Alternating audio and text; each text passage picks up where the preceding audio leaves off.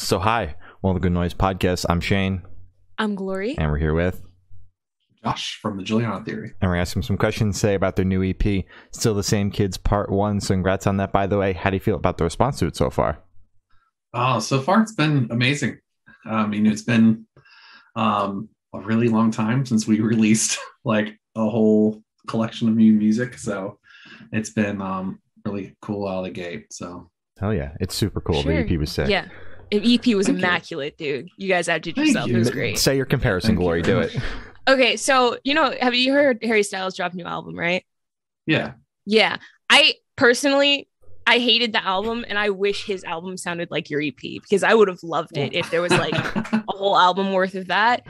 But yeah, I would love a full length whenever you guys get a chance. That'd be great. We're getting there. We actually, this is part one, Still the Same Kids Part 1. So there's going to be a part 2 and part 3. And then once all 3 of those are out, we're going to put a full length together with some extra stuff too. So Ooh. That was actually going to be my next question before we moved on. Yeah. Like, what was kind of the idea behind splitting it up into 3 parts? Well, so we kind of looked at it as, it's been so long since we've put new music out. And, I think things changed too over the pandemic. Brett and I recorded this whole collection of songs right at the beginning of the whole thing. And I think over time it's just changed and said, instead of putting out the album at once, let's space it out so we can continue to do things and have things to promote and just more room for activities. Yeah, Fair enough. Yeah. More room for 100%. TikToks. Yeah. So is there any meaning behind the EP title or cover art? Yeah, it's really just it kind of shows it's as we are aging, and everybody likes to reminisce about the good old days, depending on however old you are. But for Brett and I, the good old days were when we were growing up in the 80s and 90s, and everybody was we were outside all the time. You had to wait for your to hear a new song on the radio and hit record on a cassette deck or like a little tape deck like microphone, and just driving around to places. You had to call your friends on the phone and meet up somewhere. It's just like the whole vibe of basically your youth and always chasing that feeling. And this is kind of our way of like kind of getting back to that a little bit. And like in the cover art, obviously you guys have seen the front cover, not the back cover yet too. But so it's it's 4 kids that are, outside with their bikes and skateboards and basketballs and boombox. And then, the back cover, which you guys will see probably here pretty soon, will be all the kids and they're just on their cell phones. And it's just like kind of like a take of what, where we are today versus where we were, back then. Makes sense. For sure. I don't want to be that guy and like be like back in my day, like that or anything. But No, you're all good. You have a point. Yeah. So can you tell us a little bit about your writing process for this EP? Yeah. So this EP was a bit different than how we used to write.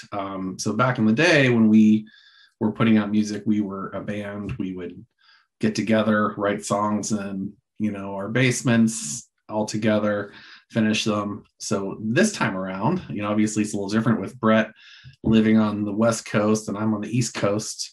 We'll send each other ideas back and forth, or I'll send him like a little guitar part, or he'll send me a demo and then have me record something over top of it. For this record, he had some demos that, he felt really strongly about. He sent them to me and I instantly fell in love with them. And we went out to work with our producer, Courtney, and, we took those demos and basically like it's almost like you had like a soup and we added all the ingredients into it, as we were recording. So it was fun to do it that way. It's a bit different than we had done in the past, but it was a lot of fun to do it that way. And too, like with the times, I think, that's more and more what, I think I envision us doing too, because we're kind of bi-coastal and we can do it now easily on our computers with software. And so like, since it's like you guys are on two different coasts now, was there like a huge learning curve to kind of like figuring out how you guys work that way? Not really, no. I think we had such a long break too between releases, and Brett is a genius with that, like everything on computer related software. He does music scores for a living, and I've been in a bunch of bands where we send around ideas via Logic or Pro Tools, GarageBand, anything like that, and I think we've gotten used to it, so it wasn't that big of a learning curve or anything for it. Fair enough. That's good. All right. Yeah. So I want you to tell us your favorite lyric off this EP and the meaning behind it.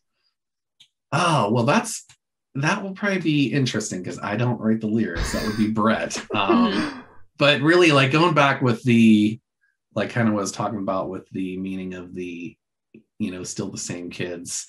I think, one of my favorite lyrics is probably off our Playback 99 song, where it's, it says, "Now I feel so anxious. I'm just living on borrowed time.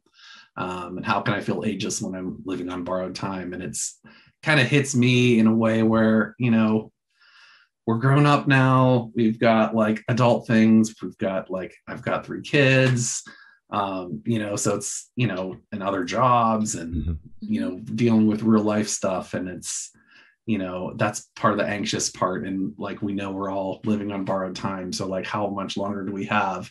Yeah. And it's like, you want to still feel that like youthful feeling as you go too. So you like, I know for myself with my kids, I get to live vicariously through them sometimes, and yeah. So where was your headspace at while you're writing this EP? Really positive vibes, I will say. Like, so we set out to kind of put out this record and have it be one of those records that you can take a drive with your windows down and blast it like on a nice clear sunny day, and just like a feel good record. Okay. Yeah. That makes sense. That's good. Yeah. I'm glad you're in a good headspace. Yeah. No, we don't hear that enough. For sure. Yeah. Yeah. So you kind of took my last question, but if you want, you can give us a couple more scenarios. How do you recommend your listeners to listen to this EP for the first time? I mean, definitely the best way would be for vinyl, but the vinyl got delayed. So as like everybody is in the same situation where everybody's vinyl gets delayed for months and months, and it was supposed to be out this summer, and I think it got delayed a few more months. So fall. But I'm sorry. EP2 will be out by then. Yeah, seriously. But no, it's like, any Spotify or Apple, Amazon, any of the streaming services, it's available everywhere. Okay. Everywhere you can listen to music. Hell yeah. Okay, so just however you want to listen to it. Yeah. Yep. And obviously, I always like to listen to headphones, but yeah. Or like I said, in a car. Probably the best way would be in the car with the windows down and as loud as possible. Yeah. Did you listen to it for the first time in the car with the windows down? I did. Yes. Good. So as soon as it works. Yeah. Right when I got the first mixes, I went right into my car, and that's always then I'll bring it in and I'll listen to headphones and listen to it on the stereo, and then listen to do it just through my phone speakers to make sure everything, Wow. Make sure it translates. It's got to pass all the tests. Exactly. It does. It's got to pass everywhere. So true. So this question should be super, super quick off the top of your head. I want you to describe this EP for new listeners in 3 words, no more, no less. That's a tough one. 3 words or less. Positive indie pop. That's good. That's good. Yeah, it's perfect. So is there a certain feeling or emotion you want this EP to invoke in your listeners? Really, I like to, I feel like I believe, I'm a big believer in, a listener to have whatever emotion they take from it, and to take the lyrics however they imagine them to be and make it their own. And that's how I've always thought, I don't ever want to tell anybody like how to feel about a certain song or lyric or anything like that. So it's like make it your own, you know. Fair Obviously, enough. hopefully you enjoy it, but Yeah. Yeah, fair enough. So what is your favorite memory that you made while creating this EP? Really, it was just like the three of us just being in a little room and a little studio in Hollywood and just joking around the whole time, like just teasing each other and just playing. Like it was interesting, like I said, we did it during the pandemic, so it was like I was flying out to Los Angeles on an empty plane. Wow, and it was very surreal. There wasn't anybody in the streets. Everything was locked down. You couldn't go out to eat anywhere. And so we took advantage of the time. Definitely. Just hunkered down and wrote and recorded. So that's super cool. It was a very enjoyable experience.